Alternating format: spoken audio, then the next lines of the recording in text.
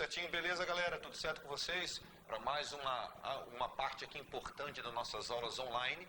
Aqui com vocês o professor Leandro. Vamos trabalhar a parte da biologia.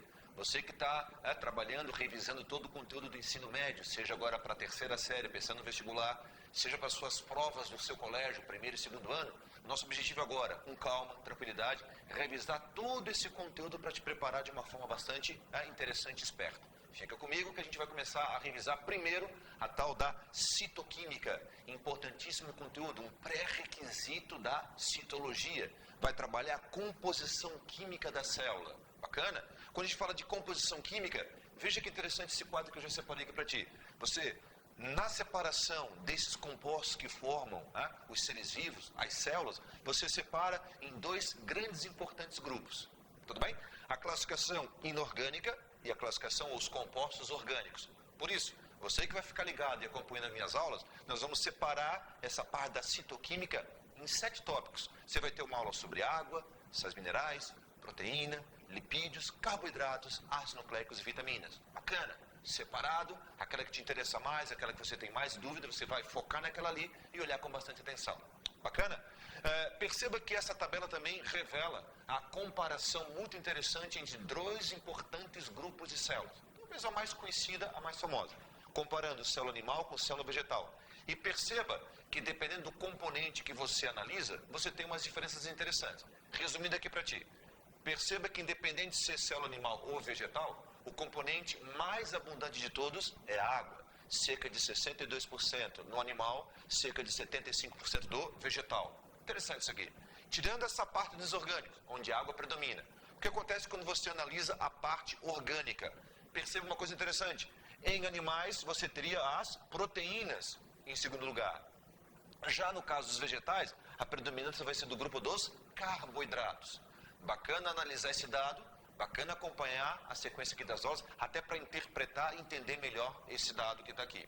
Ficou bacana? Então, aqui a separação, quais são então os componentes importantes da parte dessa composição química da célula ou do corpo do organismo, tá? do ser vivo, tá? A separação didática para cada uma das aulas que a gente vai conversar. Vem aqui comigo então. Primeira parte importante. O que a gente pode conversar um pouquinho sobre a água? Primeiro, olha só o comentário que ele fez. Correspondente de 65% a 75% da massa do corpo dos seres vivos. É lógico, dependendo de qual ser vivo você considera, é claro que você vai ter uma alteração aqui para menos ou para mais. Em média, geral, pode perceber que a maior parte da composição química desse ser vivo é formada por esse composto importante chamado água.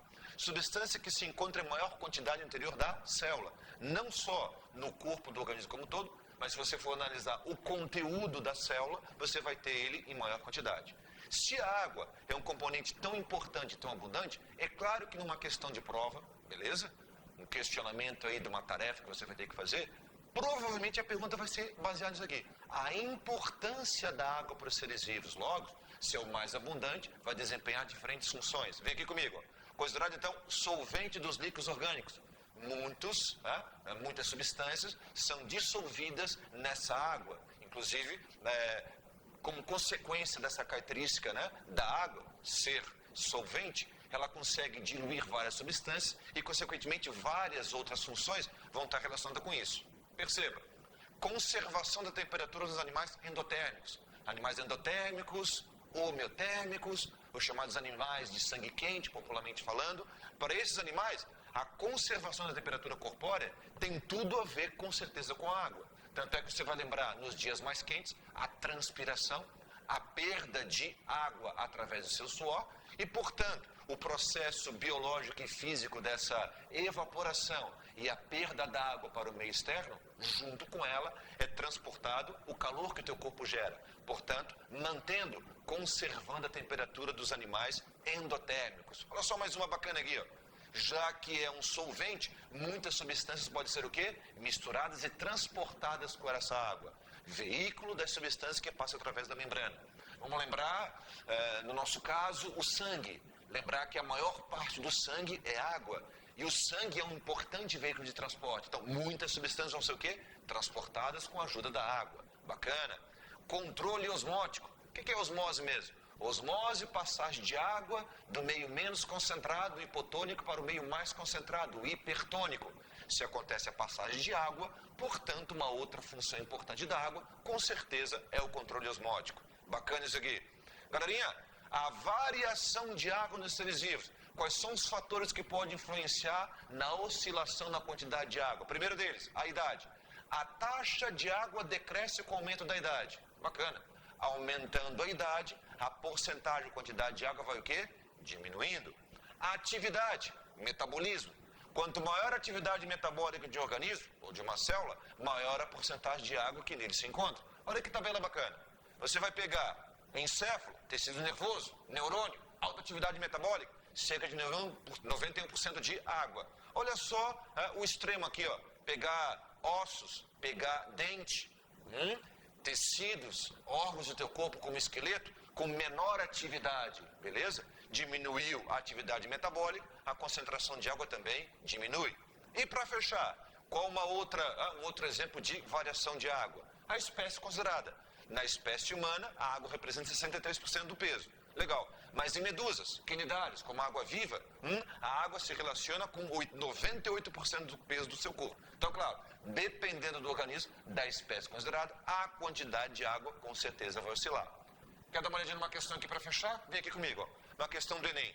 Nas recentes expedições espaciais que chegaram ao solo de Marte, e através dos sinais fornecidos por diferentes sondas e formas de análise, vem sendo investigada a possibilidade da existência de água naquele planeta.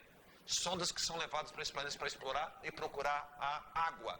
A motivação principal dessas investigações que ocupam frequentemente noticiários sobre Marte deve-se ao fato de que a presença de água indicaria naquele planeta. Então, o que essa sonda busca? Vestígio? Precisa de água? Por qual motivo? Dá uma olhadinha aqui, ó. Qual seria a importância dessa investigação procurando água? Vê se fica legal aqui, ó. Possibilidade de existir ou ter existido alguma forma de vida semelhante à da Terra. Com certeza. A presença de água, forma de vida semelhante que a gente tem aqui. Fechou, galera? Abraço, até a próxima, fica ligado. Tchau, tchau.